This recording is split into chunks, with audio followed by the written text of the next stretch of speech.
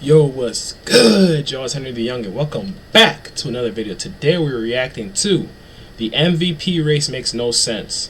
I can agree with this wholeheartedly, chat. I can agree with this wholeheartedly. The reason why is because, listen, y'all.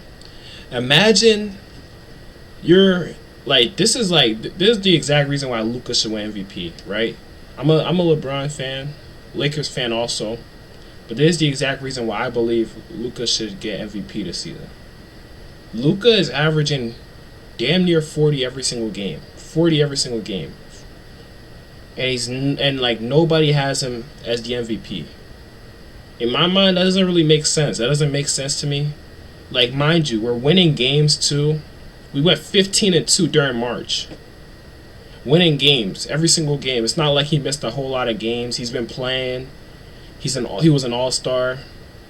It wouldn't make sense for him not to get it. It just feels like they're finding reasons not to give him the MVP. I don't like that, bro. Like, people are saying Jokic. Like, what? What has Jokic done better than Luka this year, other than get triple doubles, chat? Genuinely, facts, bro. See, I'm not lying. See, the chat even agrees with me. So if y'all see this video, y'all know the chat agrees with me. And they are lower seed too. Exactly. Jokic shouldn't be nowhere in the top 3. I don't care what they say, bro.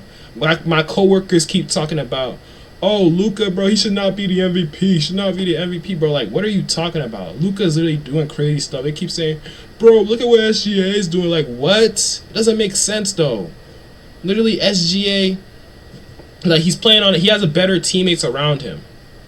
Luka is more like, his team is like, Luka's team, if Luka wasn't on the team, we'd probably be like the 7th or 8th seed right now.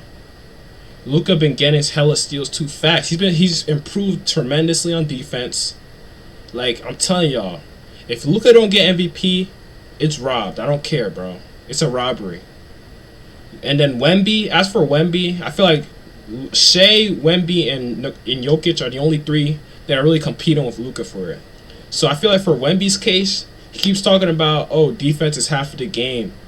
Bro, Wemby, I love him. I know he's going to be a legend. Like, soon, real soon, like, he's gonna be doing some legendary stuff. But Wemby, bro, literally, you were defensive player of the year. Everything you're saying is for defensive player of the year. You're literally explaining why you should be defensive player of the year, not MVP. Like, yeah, I get it. You know, your team's top numbers 2 seed. You know, y'all turned around the team from what it was like last year. But we're looking at somebody doing something even crazier. And they're not even in top 3, bro. We're going to check out this video, see what it's talking about, man. Hopefully, Jimmy Howard don't say no BS, bro. Without further ado, let's get it. I've got a question. Is a player averaging a near 30-point triple-double worthy of an MVP? What about a player having one of the greatest defensive seasons of all time? Or how about a player averaging 34 points who put up 40 a game for an entire month? Is he worthy of the award? Or what about a player who is having the most efficient 30-piece in the history of the NBA on his way to 65 wins? Now, the answer is pretty simple. All of these seasons are worthy of an MVP. But what if all of these seasons are happening at the same time? 4 players, 4 legitimate cases being made, and only 1 award. Who should be the NBA's most valuable player this season? Well, that depends on who you ask and what they value.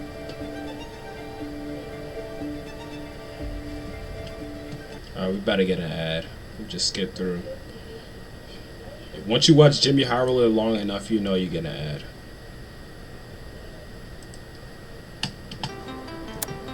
The numbers.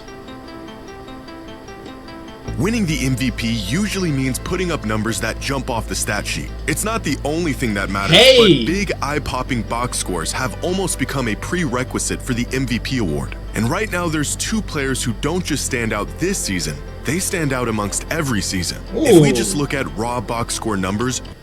Let's look at these numbers, chat. Okay. So Shea is leading in nothing. Let's start there. Shea's leading in nothing. But he is second in the points. Mind y'all. Luka is leading in steals out of all of them. And people said he was bad at defense, Chad. Luka is leading in all of them, but people said he was bad at defense, chat. He had, like, what? Jokic and Luka are gapping the entire league this season. Their numbers have gotten so absurd that they make Shea's 31, 4, and 7 look kind of normal. Add up their per-game points, rebounds, and assists, and Jokic and Luka are having 2 of the top 5 most... Luka doing better than Shea and everything. Facts. Facts, bro. Facts.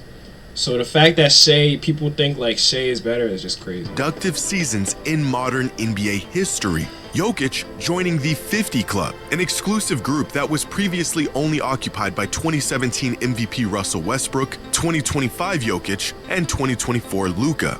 But if sheer numbers alone guaranteed a player an MVP, then Jokic would have won the award in 2025, and Luka would have won it in 2024. So I wanted Luka to get the MVP so bad in 2024. I don't know why. I just wanted him to get it that year. With James Harden in 2019, Luka again in 2023, and LeBron in 2018. As box score numbers continue to climb across the NBA, so does the frequency of these historically significant seasons. In fact, 17 of the last 20 most productive seasons in modern NBA history have all came in just the last 8 years. Seasons like this, that were once not only warrant of an MVP, but were historic milestones, are now becoming an annual occasion for players like Jokic, Luka, and Giannis. And the more often we see these shockingly large numbers, the more the shock wears off. It wasn't long ago when averaging a triple-double all but guaranteed Russell Westbrook an MVP as a 6 seed. But in today's NBA, averaging a near 30-point triple-double might not even land you in the top 3 spots for the MVP. Unlike other superstars around the league who fill the stat sheet with historic volume, Shai Gilgeous-Alexander has maintained his spot as the MVP favorite with a season of record-breaking efficiency and consistency, all while spearheading the best team in the league. According to ESPN's net points stat, Shai has only had 5 bad games all season. In fact, there has only been one season in the history of the league where a guard was more efficient than Shai at scoring the ball while averaging at least 30 a game. And it was by the greatest shooter of all time having the greatest season of his career. But to say Shai has simply been efficient this season would be an understatement. So far this season, Shai is scoring 1.6 points every time he shoots the ball. That is the most points per shot by any volume scoring guard in the history of the NBA. 2026 Shai Gilgeous-Alexander isn't having one of the most efficient seasons by a guard. He is having the most efficient season of all time. Now, when stacked up against these 3, Victor Wembanyama's numbers pale in comparison. A lot of his value coming on the defensive side of the... Damn, bro. Bro, Wemby, how is Jokic getting more rebounds than you, bro? Come on, man. You literally 7'5", gang. That should be the last. You shouldn't let anybody in the league have more rebounds over you, bro. Ball. And I don't think you'll find any never minds on the stat sheet. But Victor has been on a minutes restriction all year. If we standardize these numbers on a per 75 basis, then you can really see just how much Wemby is impacting the game every time he's on the court. With box Wait, hold on. I was looking at my phone. If we standardize these numbers on a per 75 basis, then you can really see just how much Wemby is impacting the game every time he's on the court. With box score numbers that match these other candidates, even as a player who doesn't favor offense. However, earning the title as the most valuable player in basketball requires value that goes far beyond the box score. But even looking past the raw numbers doesn't make this decision any easier.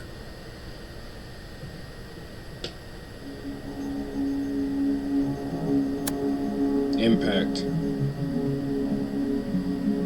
Who is the most valuable player this season? That depends on what you value. In terms of estimated plus minus, it is Shai, who not only has a lead on the rest of the league, he has the 3rd highest single season EPM of any player this century, only trailing 2019 MVP James Harden and 2016 MVP Steph Curry. If we look at crafted plus minus, it's Nikola Jokic who reigns as the best player in the league this season, followed by Wemby and Shai. And if we look at daily plus minus, it is Jokic once again who tops the league with a sizable lead on everyone else. If these all-in-one advanced metrics told us everything, Nikola Jokic would be walking away this season with his 4th MVP. Fortunately for the rest of the field, the value a player provides for his team cannot be boiled down to one simple number. According to preseason odds, here are the projected number of wins each team was expected to finish with this season. Now, these projections can be off for a number of reasons. Teams dealing with injuries, unexpected leaps from young players, and of course the individual impact of an MVP-level player. Coming into the season, the Denver Nuggets were projected to win 54 games. Right now, they are on pace for about 52. The Thunder were projected to finish with about 63 wins, a total they're on pace to surpass by 2 wins. The Lakers were projected to win 47 Let me hear it. Let me hear it. Let me hear it. games, and they're currently on pace for 53. Yeah. But it is the Spurs who have that's true, completely that's true. blown away I forgot, that's expectations true. this season. That's Preseason odds had them winning 45 games this year. That's They true. are currently Damn. on pace for Damn. 62 Okay. wins, exceeding projections by 17 wins. Okay. If you're looking for who got provides it. the most No, value, it it's might true. be the It's guy who's cool, though. transformed the Spurs from playoff hopefuls into title contenders. But looking at the MVP from this angle assigns individual value to team success. And as we all know, despite the MVP being an individual award, more often than not, the perception of a player's value is heavily influenced by the success of their team. After all, if you are truly the most valuable player in basketball, you should be elevating your team to title contention. But rather than looking at team success, let's look at the individual impact these players have on their team. Dunks and Threes has a metric called estimated wins that takes the quality of play from any given player plus the minutes they've played throughout the season to get the estimated number of wins they've contributed to their team's total. Our 4 MVP candidates being the top 4 players in the league this season in estimated wins with 13.8, 14.6, 16, and 18. Nikola Jokic is solely responsible for a third of the Nuggets' wins, but it is Shai Gilgeous-Alexander who has contributed the most wins to his team this season. But arguably the most accurate way to assess a player's value is to measure how well their team performs when they're on the court versus when they're off the court. How much does a player's presence directly impact their team? Here are the top 30 players in the league this season and their team's net rating when they're off the court. From the Celtics, who are firing on all cylinders even without Jaylen Brown on the court this season, to the Jazz, who are on the verge of relegation without Lauri Markkanen on the court. And Hey, look at where the Lakers are. Look at where Luka is. Look, chat. Just look. now here is the effect these stars have on their team when they're on the court. With the 4 most impactful players in the league this season being Kawhi, Jokic, Giannis, and Wemby, with the highest net on-off in the entire league of plus 17. This means the Spurs are 17 points better per 100 possessions with Wemby on the court. But this stat also reveals another key factor in the MVP race. We often judge a player's impact on how well their team is playing. This has been a point of contention with the MVP award for years. MVPs go to players on good teams with top seeds, and rightfully so. But what if a player has MVP level value, but they're on a bad team? With Bam Adebayo on the If they're on a bad team, then I don't know. court, the Heat have a plus 7.8 net rating, one of the highest in the entire NBA. On-court impact, that is the difference between the Heat being one of the worst teams in the league and merely the 10th seed. Same goes for Giannis and Kawhi. MVP caliber seasons stifled by injuries and teams that are absolutely lost without them. Purely looking at a team's results, like wins or seeding, ignores how great some of these players have to play just to keep their team competitive. With that being said, the MVP award has always valued turning good teams into great teams over turning bad teams into average teams. And with that being the case, here are our 4 MVP frontrunners and the impact they are having on their teams. If you're looking for a player who impacts the game more than anyone else while pushing their team into great territory, then that player is clearly Victor Wembanyama, who is head and shoulders above the rest of the league in terms of the impact his presence has on his team. Now, it's important to note that the on-off metric doesn't measure how well an individual player is playing, but rather how well a team is playing while that individual is on the court. So what if we look at this the other way around? What if we directly measure a player's individual impact and how that affects their team's success? This is ESPN Analytics net point stat, and it divides credit and blame to each player on the court for every play of the game to measure the impact of each individual player. The higher the total net points, the more that player has contributed to their team's wins throughout the course of a season. In fact, the metric is so indicative of a player's value that ESPN literally calls it their MVP stat. For example, last year's 2 MVP finalists, Shai Gilgeous-Alexander and Nikola Jokic, finished the 2025 season within 9 net points of each other. The next closest player was Tyrese Halliburton, with about half as many. If you want to know why last year's MVP race was so historic and so close, well, you're looking at it. But this year, the results of an entire season of basketball have turned out much different. There's no race in this MVP stat. There's no back and forth at the top of the leaderboard. There's no battle for the number 1 spot. It's just one guy, way ahead of everyone else. Who is truly the most valuable player in the NBA? Well, that all depends on who you're asking and what they value.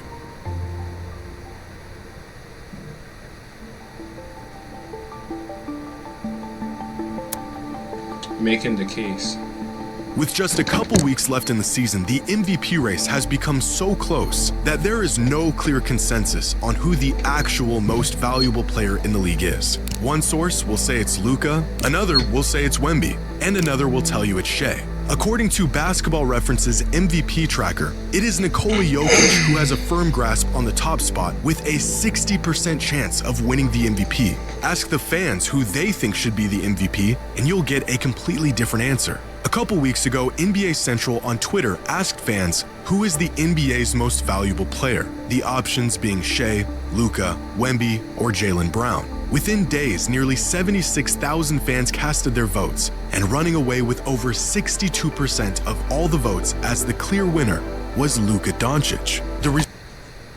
Hey, why didn't they put Jokic in this? They put Jaylen Brown over Jokic. It still doesn't matter. Hey, Chad, y'all see Luka. Result of a late season surge by Luka, averaging nearly 40 points a game for an entire month, and efforts that slingshotted him up to second place on the MVP ladder. Unfortunately, it's not the fans who get to vote for this award, it's the media. And for them, there has been one clear-cut leader throughout the entire season. Recently, the NBA did its annual MVP straw poll, a survey asking a panel of 100 media members who they think this season's MVP is. The results? Finishing in 5th was Luka Doncic, who received 0 first-place votes. What? In 4th was Victor Wembanyama. In 3rd was Cade Cunningham. In 2nd was Nikola Jokic. And with a resounding 78 of the 100 first-place votes was Shai Gilgeous-Alexander. I think he said this was done around the beginning of the season.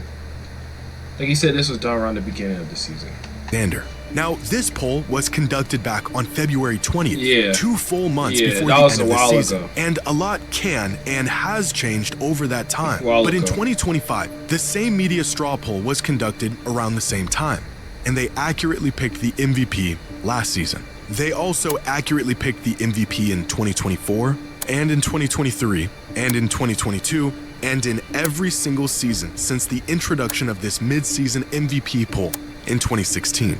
Over the course of the entire season, 9 different players have slid in and out of the MVP leaderboard, from Luka and Cade to Brunson and Jaylen Brown. But the first half of the season was all Nikola Jokic, dominating the number 1 spot for 10 consecutive weeks. It wasn't until an injury sidelined him for a month when Shai Gilgeous-Alexander snagged the top spot and held on to it in what some people described as a runaway victory. At least it was, up until last week, when for the first time in his young career, Victor Wembanyama grabbed the top spot as the MVP frontrunner. The biggest catalyst in Victor's climb to the number 1 spot, not necessarily being his play on the court, which has been strong and consistent throughout the entire season, it's what he said off the court. 3 arguments. My first one would be that defense is 50% of the game and that it is undervalued. So far in the MVP race, I believe I'm the most impactful player defensively in the league. Second argument would be we almost swept OKC in the season and we dominated them. My third argument would be that offense impact is not just points. Immediately after this interview, Wemby's odds to win MVP shot up from plus 1900 to plus 225, pushing Luka into the third spot and turning this late season battle, at least on paper, into a two-man race. If the MVP strictly went to the best player on the best team, then for the same reason he won it last season, Shai Gilgeous-Alexander would be crowned as the league's most valuable player. If the award went to the player who has the largest impact on his team, then Victor Wembanyama would become the youngest MVP in the history of the league. If He'd be the youngest MVP? How old was D Rose when he got it? I think D Rose probably was like 22. So, and Wemby's like 20. I think Wemby's also 22 though. Damn. the award was for the most dominant player in the league, Nikola Jokic would be a 4-time MVP by the end of the season. Let me look up. If the fans had a say in it, Luka Doncic would be walking away as the league's most valuable player. With 2 weeks left in the season, the MVP race has grown closer than it's ever been. And with 4 players who all have a legitimate case for the award, only one can earn the title as the NBA's most valuable player. Damn, chat. It said D Rose was 22 when he won it. But listen, chat. All I gotta say about this is, hey, y'all can think whatever y'all want to think. But listen, y'all. Feel like Luka has definitely been doing his thing, been killing it. And I feel like if he don't get it, then it doesn't feel right. Just because of all the things he was able to do this season. Listen, chat, if y'all want to go say he's not the MVP, it's cool, but like I just feel like Luka's really been doing his thing, and he has more value this season than the other players. If you don't get it, at least top 3, then it's low-key kind of rigged, but it is what it is, chat. Hope y'all enjoyed this video. Let me know what y'all think in the comments below. Make sure to like, comment, subscribe, turn on post notifications. It's been Henry the Young, and I'm signing out. Peace.